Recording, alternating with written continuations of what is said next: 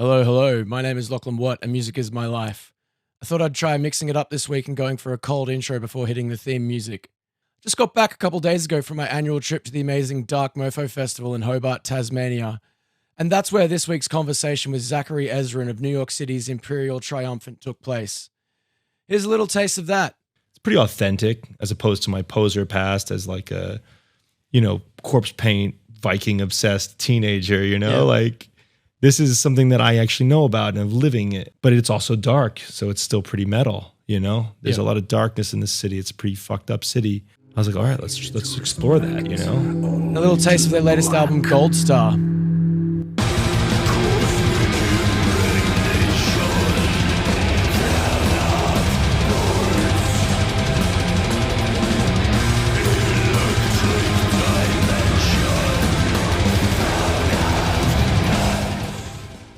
Before I get into all of that, though, I've got a little bit of promotional housekeeping to do, as I'll actually be heading back down to Tasmania at the end of the month to play some shows with my band Run. We'll be opening for Make Them Suffer, Justice for the Damned, and The Gloom in the Corner on the tail end of their massive regional Australian tour. You can catch us at Forth on Saturday, June 28, and Hobart on Sunday, June 29, before doing some Victorian shows on Thursday, July 3 in Narre Warren and Friday, July 4 in Geelong. This year's been fairly quiet for Run on the live front, but it has been very busy behind the scenes, and I'll have more on that to share with you next week. In other Dark Mofo related gig news, I've just announced a trio of headline shows for the incredible black metal group from Portland, USA called Uada.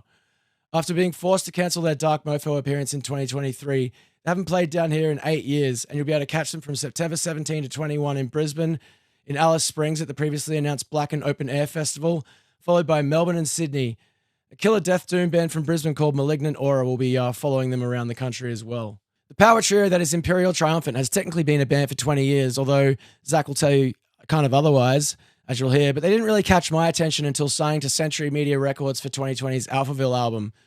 The band plays a blackened strain of avant-garde death metal that is incredibly special and attention-grabbing due to their rather visually striking masks and unique jazz influence. This was their first time touring Australia, and this chat was my first time meeting founding singer-guitarist Zach, also known by stage name Apollo, and I really enjoyed finding out more about what makes his band tick while sharing a few solid laughs. I actually always expected this band to be pretty staunch given the nature of their music, but the conversation was as surprisingly whimsical as their stage antics were the following night at their show. If you're enjoying what I'm doing here, I'm trying to build this thing organically, so it would really mean a lot to me if you could please like, follow, subscribe to, maybe even leave a comment and share the podcast with your friends. My name is Lochlan Watt, music is my life, and now I give you my conversation with Zachary Ezrin of Imperial Triumphant. Cheers.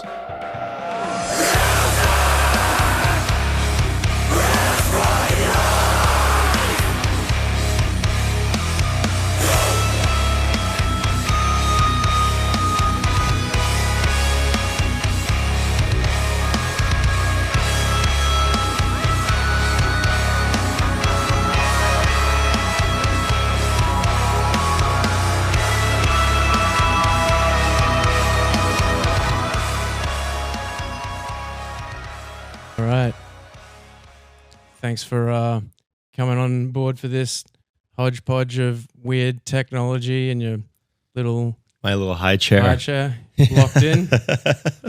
I'm all locked in, ready to rock. So Imperial Triumphant's first time in Australia, 2 shows in. How were they? They were insane, man. Very, very,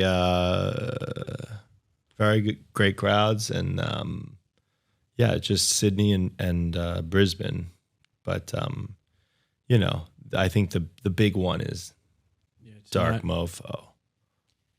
Is Dark Mofo something that you were familiar with or had heard much about before this offer came through? Well, this offer came through like a few times, and it just we were never able to make it work because of the touring schedule, and like usually we're in Europe in June is the problem, really. So we were never able to make it work. And then finally the stars aligned where we were able to make this work. And then also we got, interest to play in Asia. So we're like, okay, great. We can go, this is as far as you can get from New York City is Australia. So like, this is the furthest away we've ever been. And then we can still keep it moving and play the rest of the Eastern Asian world. So you sacrificed festival season to go get some new experiences. Yeah, fuck them. You must have done Europe countless times at this point. Dude, we've played Europe so much, and it's cool to go somewhere exotic, and yet they still speak English. You know? Yeah. That's crazy to be like so far, and then you're like, oh, you understand me? Great. Just another colony on the other side of the world. Dude, so far. So it's you've been in a band for what, 20 years at this point? I mean, sort of. It sort of feels like it's not that old to me. It's not. That's why. It's sort of like there's almost like two Imperial Triumphants. There's the one I started when I was a teenager in 2005, and it's a completely different band with different musicians. And then when I went to college or university, a bit of a hiatus. And then when I came back in 2012, that's kind of when I had a new lineup, kind of operating, new sound, but operating under the same name. Yep. And then really what I consider the true Imperial Triumphant is 2015, because that's when I got the lineup that I have now, which was sort of like, okay, we're all fitting. Everyone's vibing, everyone's connected, and everyone's into it. It's not just, guys in the scene I've convinced to like play a few shows with me or record on an album. Like we're a band now, and I like that camaraderie. It's cool. Yeah. So I guess sonically, it's pretty different. Visually, it seems to be like a sort of distinction between the eras. Why did you decide to keep the name? I don't know, man. I think it was just like maybe I couldn't think of any other cool names. I don't know. It's kind of just, I don't even remember. I think I was just like so dead set on this, like, this is the band. This is my band, and it's going to continue. It's got to be a success. And I don't know. Yeah. It's wildly different from like the teenage years where we were just pretty much like an immortal rip-off band. And but that shit's pretty funny. We're just teenage posers running around this New York City, And but now it's got much more clearer vision, and it's a really I think as an artistic statement, Imperial Triumphant is something that's different, and I think nobody can take that away from us. Yeah. Whether you like us or not, at least we're doing something different. So tell me about your background in music before Imperial Triumphant. You're just like a teenage black metal nerd. Yeah. Like whatever you're imagining is exactly what it looked like and sounded like. Just obsessed with black metal, death metal, no interest in anything else, And that's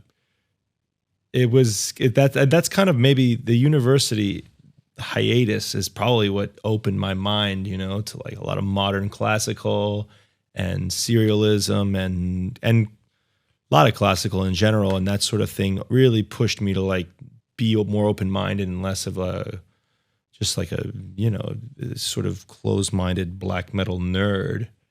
And then when I met my rhythm section that I have now, they were like pushing me even more, being like, what if we play a little jazzier, play with like a looseness and like free improvise certain parts.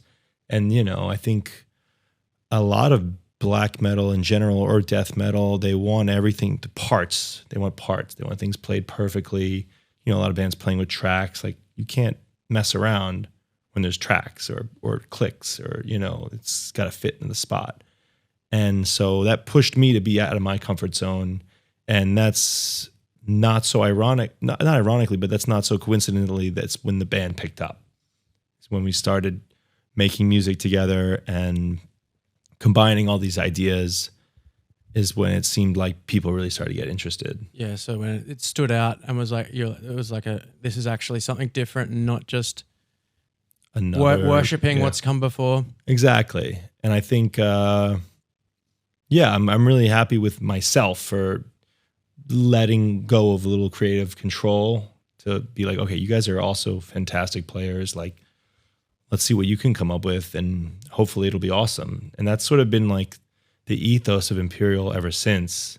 We work with a lot of guest artists and stuff, and we rarely ever tell them what to play. We just say, you're a big talent. You understand what we're trying to do. Like, here's the song. Like, well, do your thing. And I like that. It seems very New York of us. And it is very similar in the jazz world, in the New York world of collaborating with musicians. And I like that. So you're New York born and raised? Born and raised in the city. Yep. City boy. I've read somewhere that was like about how Imperial Triumphant was the sound of New York City. Yeah, I think so. I mean, it's really, if you try to write the music like that, it's pretty easy. I don't know if that makes any sense, but it's like, I don't know. You go to have you been in New York? Very briefly. It's pretty loud. Yeah. That's something I never never get not annoyed by, is like just trying to listen to music and it's just noise outside everywhere. And the sound of the city is so intense, and the energy of the city is intense, and yet everyone's hustling and grinding and running around. And then sometimes you'll get to the top of a skyscraper or somewhere in the park or somewhere, and it's just like dead quiet, or it's like everything's like far, and it's like so nice. I don't know. I think, there was a moment I was a hired gun in some band when I was like 22, and the manager of the band asked me about Imperial Triumphant. He said, "What's your band about?" And I was like, "I have no idea." I didn't have an answer, and I was so embarrassed. I was like, "What's my band about?" I've never even asked myself that question. And then I started thinking about it a lot.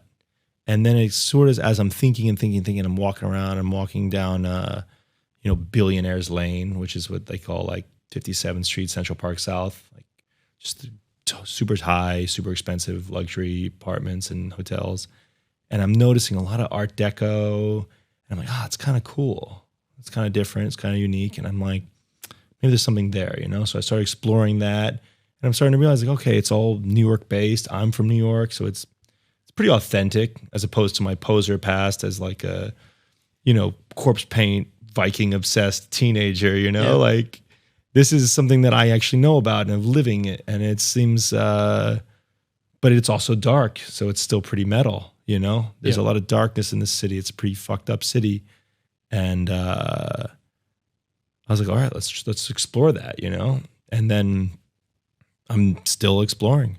Yeah, a couple of the albums, I guess, probably Alphaville and the most recent Goldstar. The artworks give me a bit of a Metropolis vibe. Yeah, well, it is the same artist for both those album covers, Zbigniew Bielak, and he's got this architectural background that's so perfectly matched for us, because sort of an architecture band. I'm an amateur architecture nerd, and I really, that he just gets it, and he's really, really creative, and he's really on the same level as us when it comes to like vinyl packaging design and shit like that we really obsess about, And I think so he always comes in with these really amazing ideas, and it's really fun to work on stuff like that.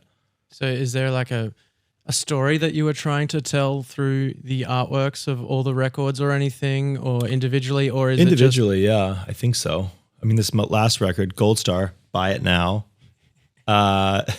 It's very inspired by like vintage 50s, 60s, mid-century like cigarette advertisements.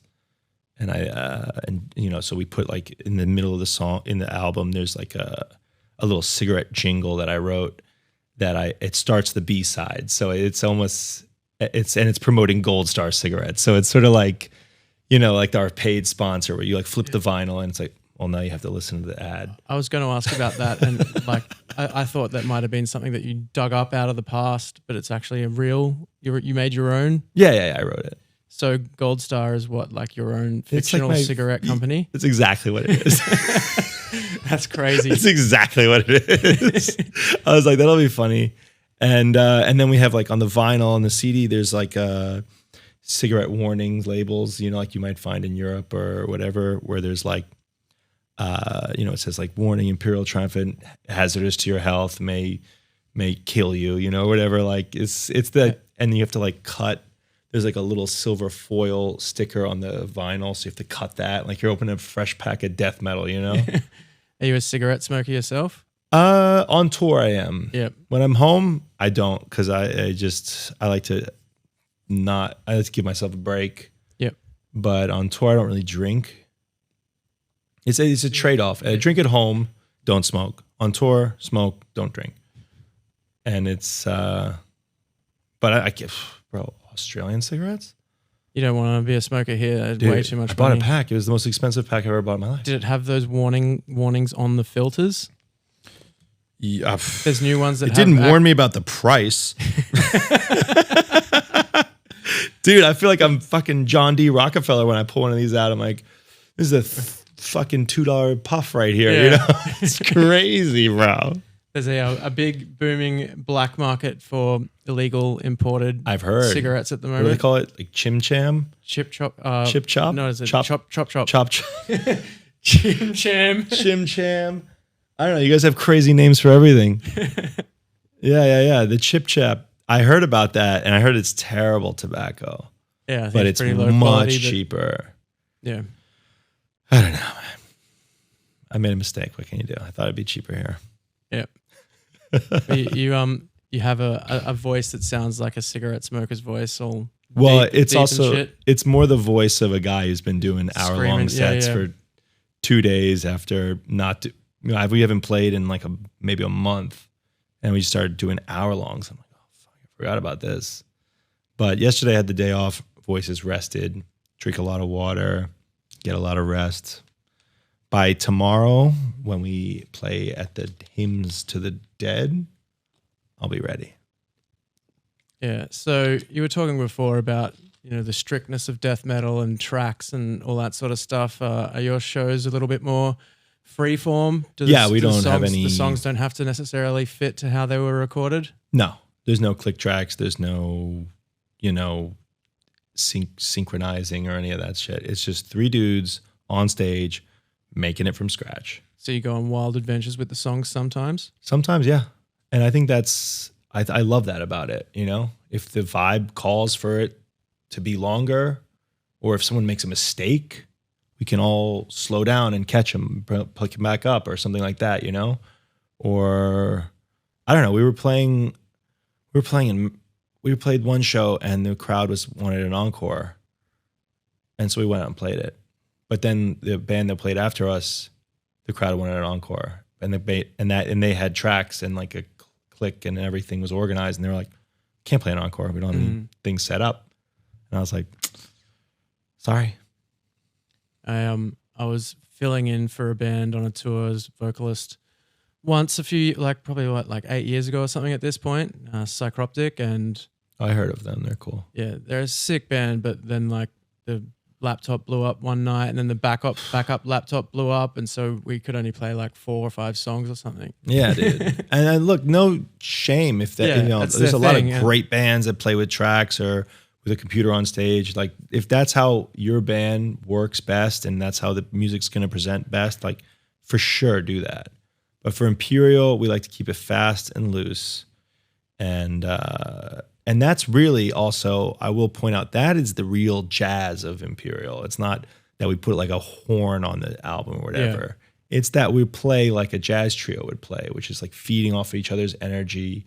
It's a conversation between 3 musicians.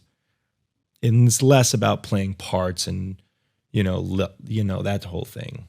At least to me it is. So no 2 shows are ever the same? No. And you're talking about the lineup and finding the right people and everything, and the 2 versions of the band, being able to build that language between 3 people. Like you'd be in serious trouble, right, if you had to suddenly find a fill-in player for a tour? Or yeah, we did it once and it was not great. Yep, we had 3 dates to fill in with a different drummer, and it's just really hard. It's just not. The guy was doing his best, but it's just something about playing together, the same guys, 10 years, you get it, you know, like we know what the other ones are doing, and there's like, it's kind of interesting. You can really only communicate with your instrument. Yeah, it's not something you can verbalize. Well, especially when you have a mask on, you can't really talk. So it's really just like this sort of ancient form of communication, like just instruments. I like that you've got your mask on a badge right there. Oh yeah, the little pin. That's like the pin that we give everyone who joins our Patreon. Join our Patreon, support the band. Yeah, it's like a little mask. Yeah. So tell us about the original ideas and inspiration behind the masks and what they all represent. Because you're Apollo, right? Yeah, exactly. That's we all took like names of different gods to name the masks, and I think it's crazy. You know, I don't want to ruin it for anyone who's like, because some fans have like some crazy theories of like what they mean.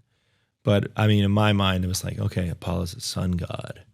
So like my mask kind of looks like a sun rays shooting out. But I don't know. I think Kenny pointed it out that it's like they all kind of fit our personalities pretty accurately. And I think there was maybe a subconscious decision. And in a kind of funny way, but yeah, they all kind of worked, and they all,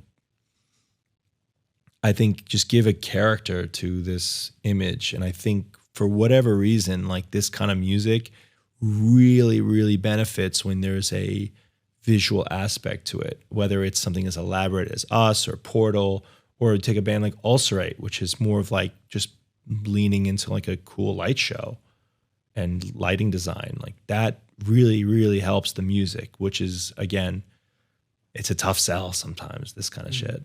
It's not easy. Yeah.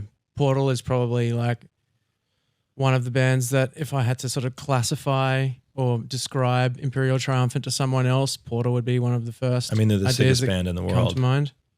They're the coolest band of all time. Like, was there an idea of, were you listening to Portal? No. I was kind of, I mean, I don't know how they came about their music. I kind of got into this through modern classical music, which I studied. I have a classical composition degree. Yep. So I was just in college just studying classical music, and a lot of it is, 20th century modern stuff. And this stuff's disgusting. It's gnarly. So as like a teenage black metal kid, then learning about classical music, somehow you get from there to just discordant death metal. Yeah, well, you study the timeline of classical music where it starts very basic and simple and then gets more complicated, and then they start breaking more and more rules, and then at one point you can't play any faster or more technical, so you start getting more out. And you study the timeline of jazz, and it's basically the same thing.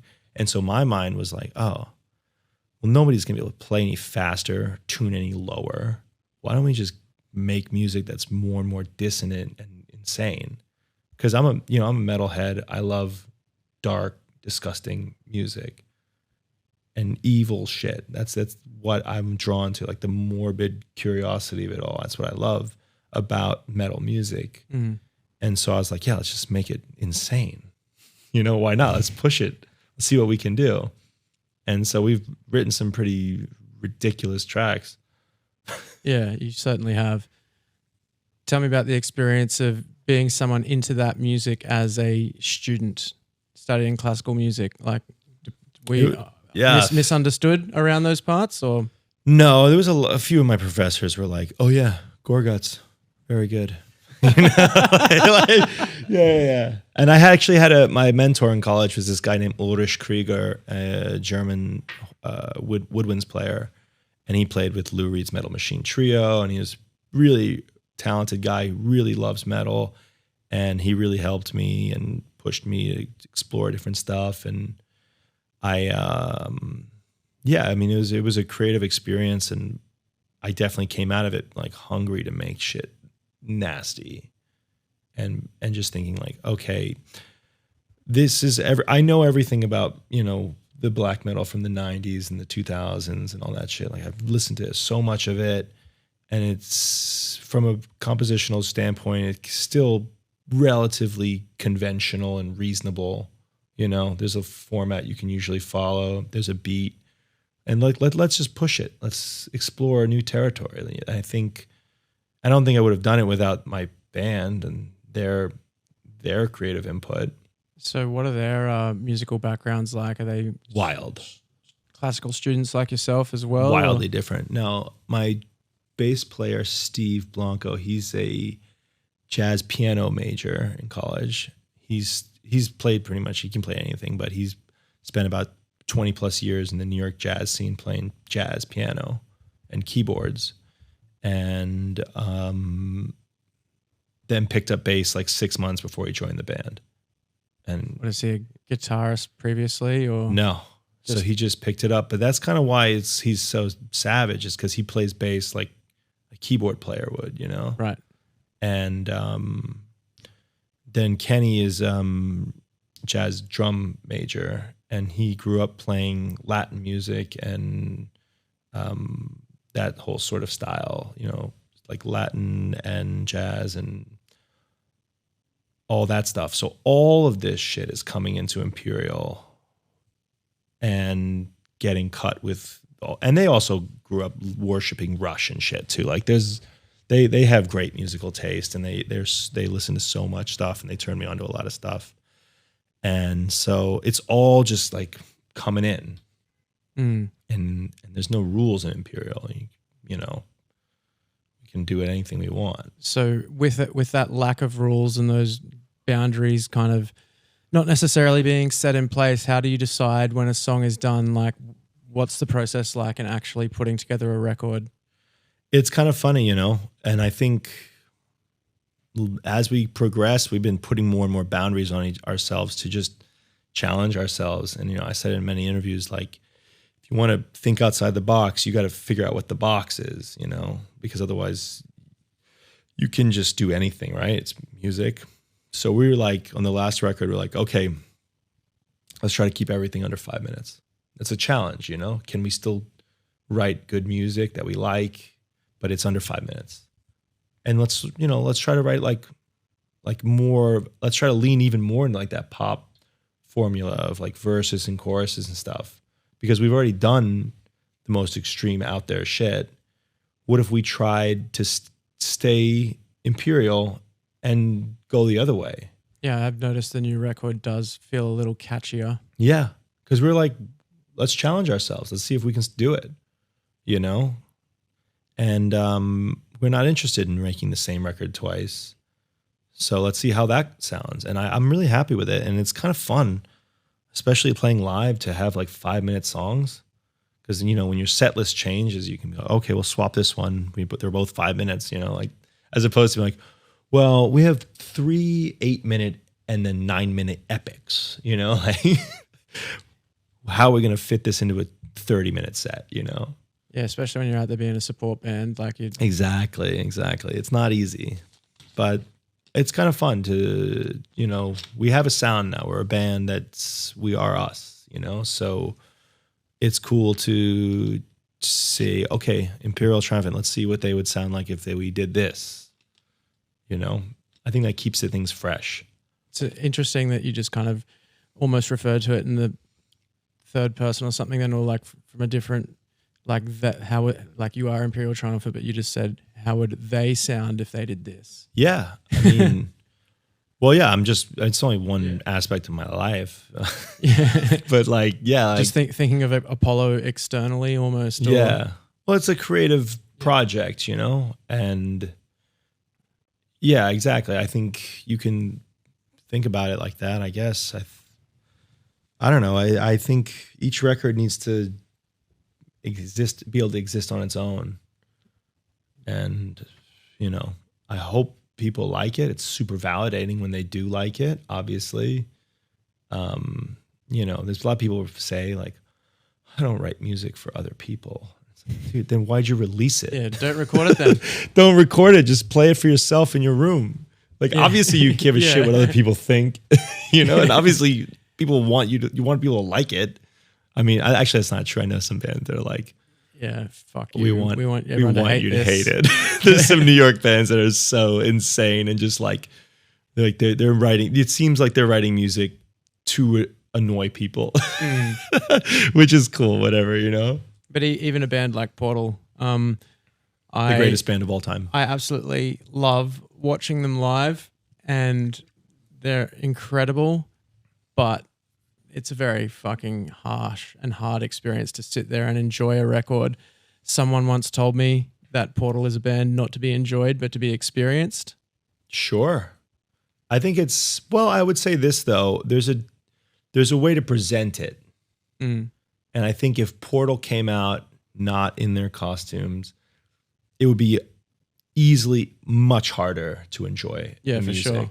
Somehow they can Trojan horse this insane, harsh music through this visual aspect, and it almost becomes like a score.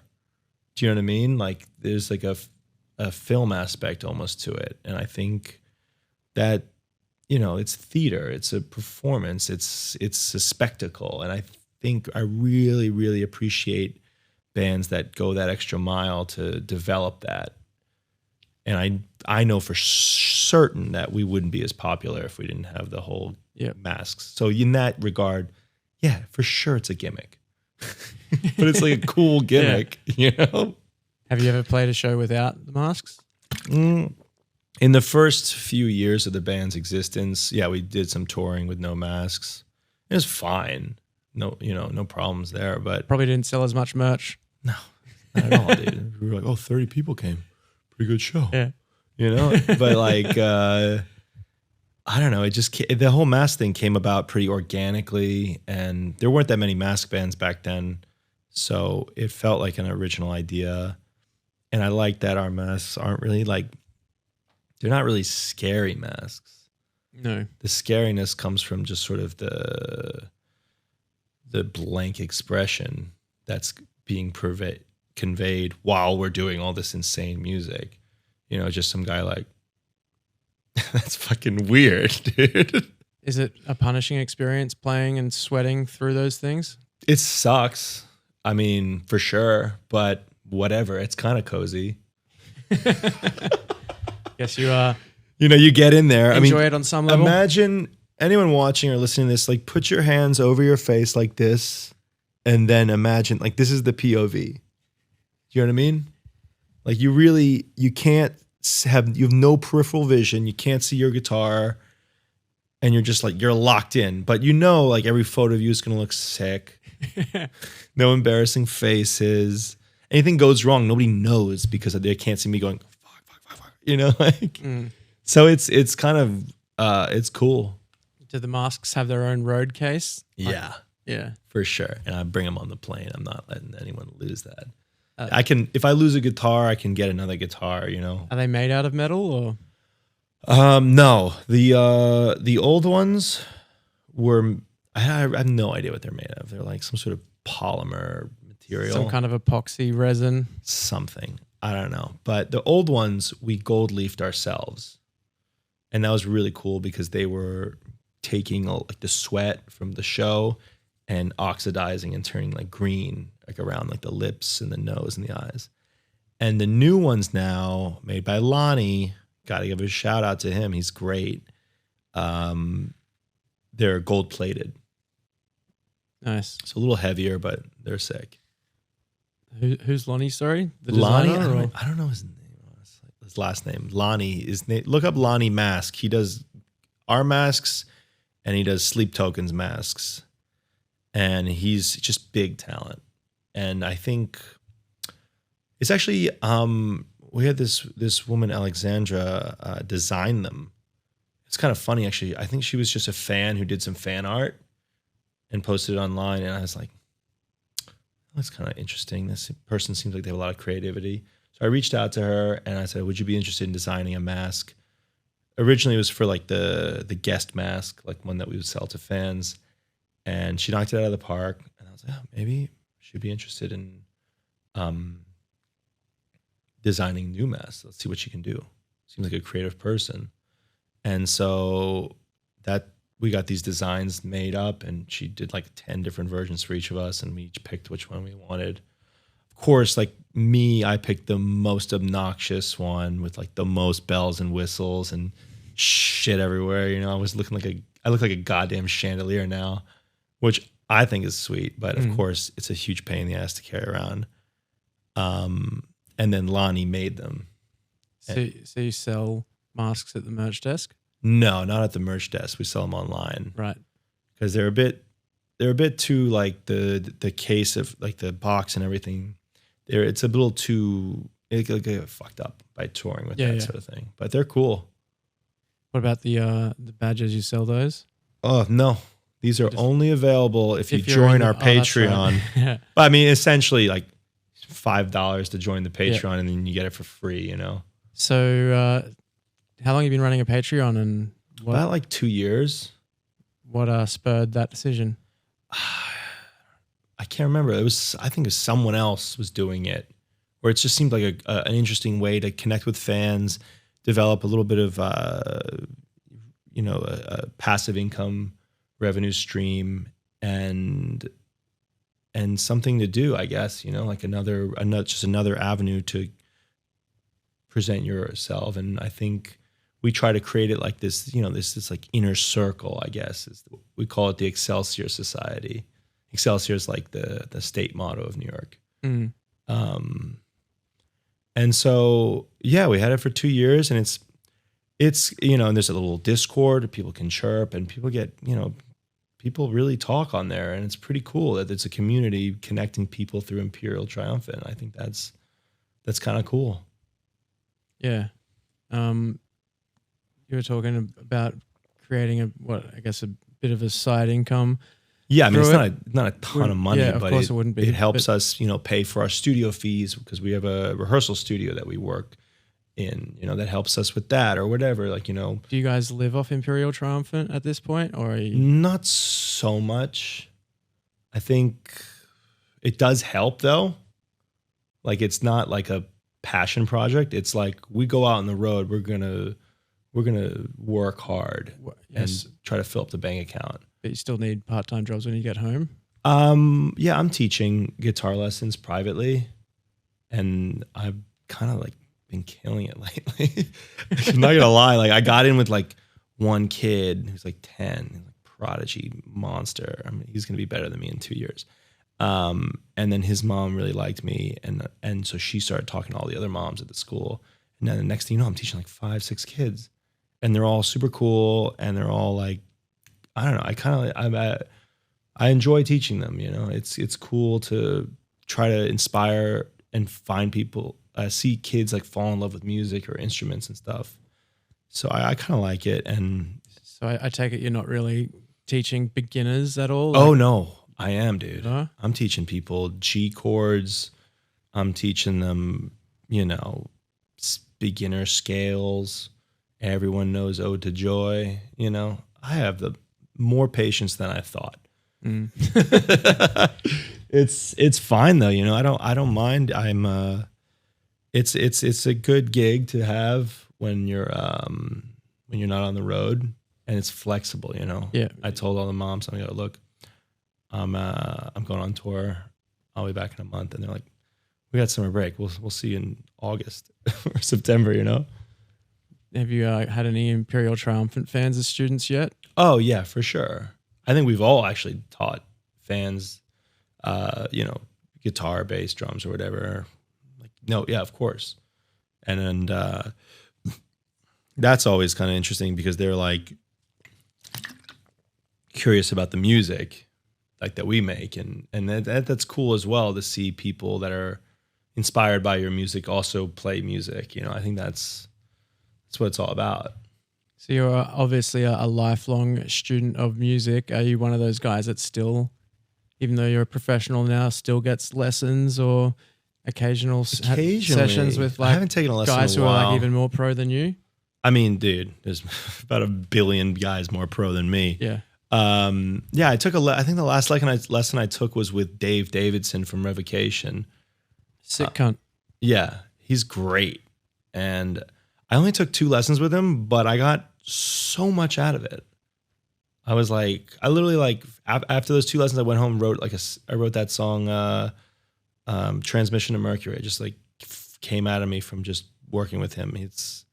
So I think, yeah, of course it's great to learn. And I also am teaching myself, like whenever I need to know something, you know? So like, and that's a dumb statement, but like, for example, right now I'm thinking like, I want to learn slide guitar. I can play it, but I want to get good so that I can bring that into black metal and death metal, because nobody does that. Right. And I'm like, maybe there's something there. Maybe it's going to sound like shit, but maybe there's something cool that I can do. So you're just on YouTube? Yeah. Googling slide guitar tutorials or whatever? Or I'm listening to, I really like Blind Willie Johnson. He's my favorite slide player. He's like old blues, Delta blues cat from the 30s. His shit is like, that's some real goth shit. You know what I mean? That's dark. And so I'm just like trying to learn his songs. And I figure like I got to get good first and then I can apply it to. But anytime my drummer, Kenny Grahowski, writes a song for Imperial, it's like I have to learn. I can't just play it, is because he writes really hard shit. Right. So I have to practice. When you were talking about writing and all three of you writing, I sort of had interpreted that more as everyone on their own instruments, but everyone's doing a bit of each instrument. There's no rules. Yep. You know, sometimes we'll be in the studio and we'll just be jamming on an idea that's based on like something. You know, Chernobyl Blues was like, it'll be the most loosely based 12-bar blues concept of all time. And we're going to under-rehearse it so that when we go in the studio, it's super organic and we haven't thought too much about it.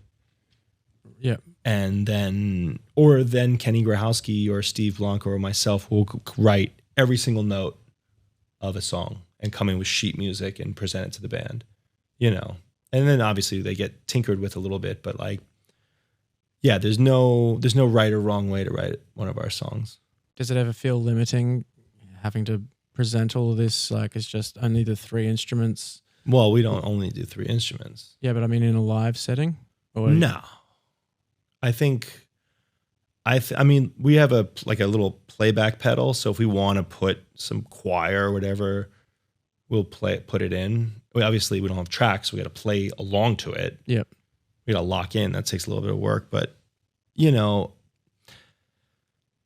I don't know. I think, I'll give you a great example. We went to go see Atheist play in Sydney the day before we played. And there was this opening band. I'm so ashamed that I can't remember their name. I think they were a local band, death metal band. Sounded very similar to Suffocation. Slaughter Cult, maybe? No. Anoxia? That's them, dude. And they had one guitar player. One guitar, one bass, one vocals, one drums. Sounded great. I think oftentimes with this kind of extreme music, two guitars can start to make shit sound a little muddy. I don't know. I thought they sounded really good. There was no point where I was like, I can't hear this instrument. Mm. And it was just one guitar player. He was ripping it. He was killing it. So I think for us, the power trio, you know, it's worked for pretty much a lot of famous bands, you know. That's true. Rush, The Who, Hendrix, Imperial Triumphant, you know, pretty much all the same. That's the very clear lineage of legendary rock and roll, right? Those are the four Mount Rushmore bands, right? So let's talk about some of the collaborators, guests you had on Goldstar. Wasn't the first time you worked with Thomas Harker from Sugar? Yeah, that was funny, man. Tell us about that relationship and how it formed and how it, you know, evolved across multiple records of collaboration. I think he knows Kenny. I think they either met through drums or also Thomas's wife was in a band with Kenny back in the day because she's from New York. And I think it was just kind of like he came to a couple shows and I remember freaking out, being like, fuck, he's gonna know. he's gonna see right through me. Yeah, he's gonna know how sloppy I am. No. No, but he's a really nice guy and he likes our music, which is obviously so validating. And he was on he was on Alphaville, and then we just were in the studio for only 5 days. That's all we had for this Goldstar record. And Kenny was like, I think Thomas is in town.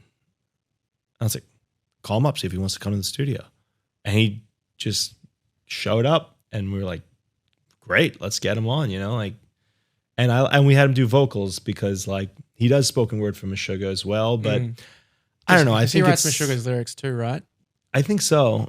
I think it's kind of fun, to have him like, all right, let's have you do something that's not the Meshuggah thing, because he already does that in his band. Like, I think he probably also enjoyed it a bit more to do something a little different. So did he? Was it just vocals he did on the new record? Yep, just vocals. Yep. Didn't play any drums. And then you had Dave Lombardo on one of the same tracks. Who? Oh, Dave. Yeah. I'm kidding, bro. Yeah, fucking that's the craziest shit of all time. Yeah.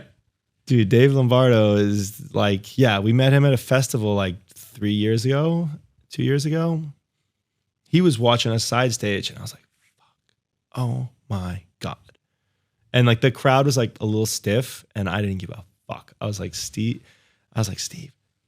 I didn't say it, but in my mind I was like, Dave Lombardo's over there. Doesn't matter that we're not killing it with this crowd. No, I don't give a fuck. Dave Lombardo's watching us. He's enjoying it. That's all I care about.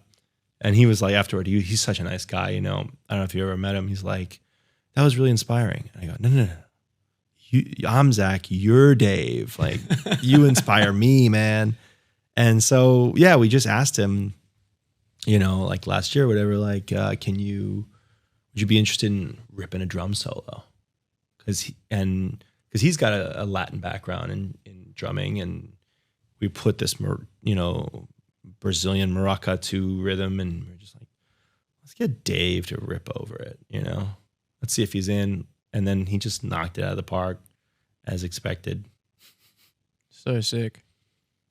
Yeah, it's out of control. I can't believe that we got him, and that I love that track, and it's so cool, and that we, I feel like when it comes to guests for us, it's important that it benefits the song, and that it's not just about getting a famous person's name on the track. Yeah, quite clearly, because there's a couple of names on the record as collaborators that I don't believe I've ever seen before in my life. Yeah, it's about getting people that are just talented that are going to add to this song.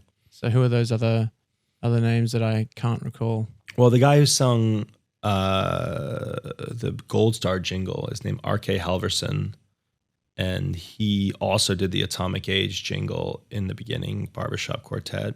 Yoshiko Ohara is this Japanese vocalist we've worked with forever, and she's just big talent, just crushes it, just insane vocals, and something that... What genre is she usually active in? She was in that band Bloody Panda back in the day, and now I saw her when she was living in New York just doing like solo vocal shit where she would just get a loop pedal going and just build these sonic landscapes that were terrifying. And she would just sit with her back to the crowd, long black hair like the girl from The Ring, just like really intimidating. And she's just she's on every album, And then we got a lot of the guys from the Swarming Opulence, quintet, doing like trombone and trumpet and all those guys, because it's like they're New York guys that we trust are going to knock it out of the park, and they do. And you've got brass on basically every record at this point, right? Something like that, yeah. I don't know. It's something about brass is kind of sick. Works really well in metal, and it's really it's also pretty New York. Yeah, I grew up as a trumpet player, and really, and never even had the desire to try and incorporate that into metal, but it definitely gave me the ability to control my lungs and scream well. Yeah, it's hard, dude. Trumpets. I used to play trombone in high school, and I just would pass out. Was that your first instrument? No, but it was like we had to everyone had to choose an instrument. Yep. And there was no guitar available, so I picked trombone. Yeah, I think I wanted saxophone originally, and all the other kids' parents who were more assertive got that, and I was stuck with the trumpet. Trumpet's tough, dude. Yeah. It's tough. But yeah, I mean, it sounds great. And even like, the woodwind stuff, we've put some, pretty savage woodwind players. We got my old mentor, Ulrich Krieger, on a couple tracks. We've got this guy Kenny G on a few tracks. Just this guy, Kenny G. Some guy, he was shredding. We got his son also shredding, Max Gorlick, unbelievable player. And yeah, it's kind of fun to invite people into our world. Are there any sort of names that come to mind if you're thinking of like bucket list collaborations? The bucket list, the top of the list of like cats that are still alive. Yeah. Herbie Hancock, for sure. The only caveat is everyone that we've worked with, we know. And nobody knows Herbie Hancock. Like we met Dave Lombardo. We know Thomas Hawk. Like we've, so it's not like cold. So you probably wouldn't be reaching out to Herbie Hancock's management. I mean, we could. I don't think it's going to work out. Yep.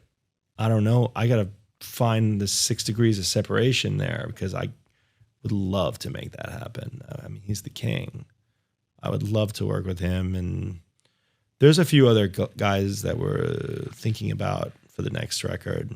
So you're thinking about the next record already? Of course, bro. Yeah, like, I mean, why do you think I'm learning slide guitar, man? You're pretty prolific. It's like every 2 to 3 years there's a new record, which, I mean, for a band that sounds, or at least appears to be as complicated and as thought out as Imperial Triumphant, that's seems like a lot of pressure to put yourself under. Not really, because keep in mind, everyone in the band writes. Yep.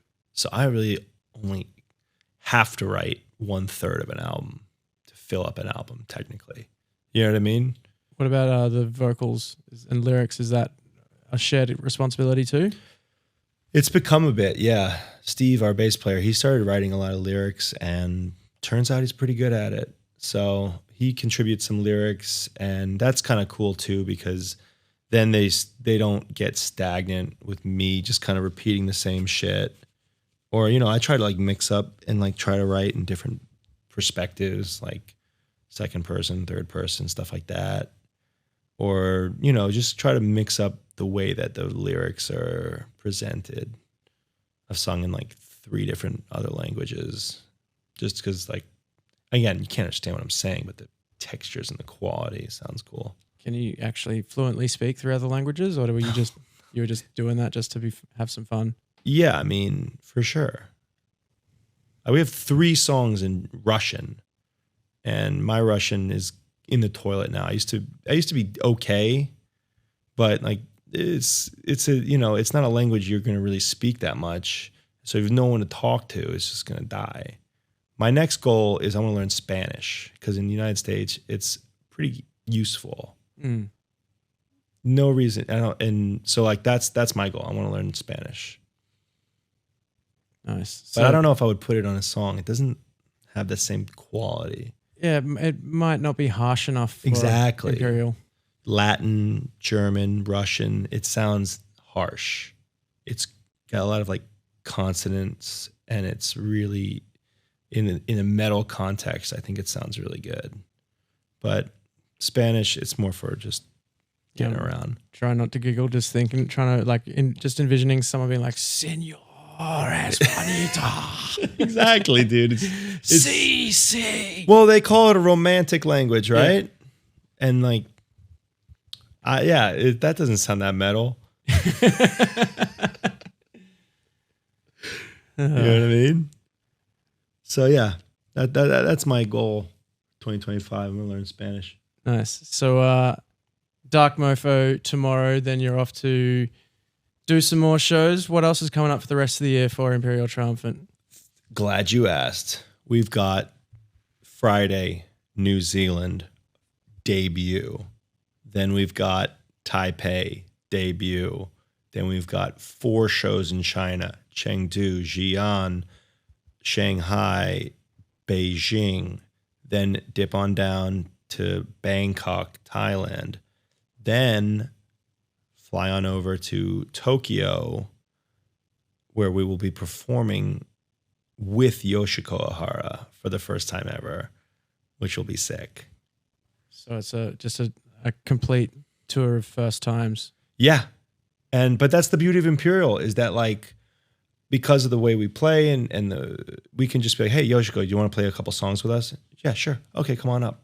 We don't have to stress about, is she going to like, be able to get the in-ears, whatever that shit, like, and we've done this a lot, like on tours where like we know someone in Paris, we have like an accordion player come out and shred or whatever. Like, someone, we were in Poland and some girl was playing baritone sax and she just came out and ripped the gnarliest solo.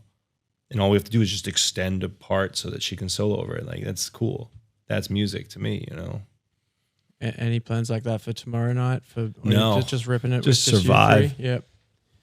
Although, yeah, I'm just excited. I'm excited. It seems like a really, really great festival, and we're glad to be a part of it.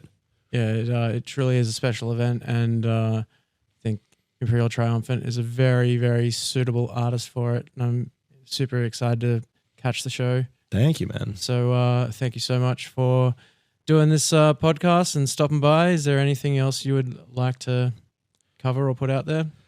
We have a ton of other dates in Europe, playing in August, festival season. Then we're going out with Igor as well in October, and we'll be touring all through 2026. So stay up to date on our social medias, follow us, buy our record. But, some guy actually in the airport was like, you guys a band? And I was like, yeah. And he goes, okay, well, what's the best place for someone like me to support the band? What's the best website? And I was like, Ticketmaster, dude. Like, fucking buy our tickets, man. That's the best. So come out to the shows and listen to Goldstar. Hope you enjoy it. Sick. Thank you so much, Zach. Thanks for having me.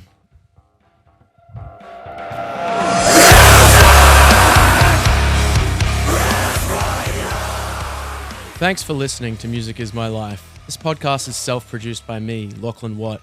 I'd like to thank Audio-Technica Australia for providing the high-quality equipment that has made this possible, as well as Patrick Galvin at Hollowbone Studio for the design. The killer theme music that you are currently hearing was written by the legends TJ Cowgill and Sam Saljuki. Catch you in the next episode.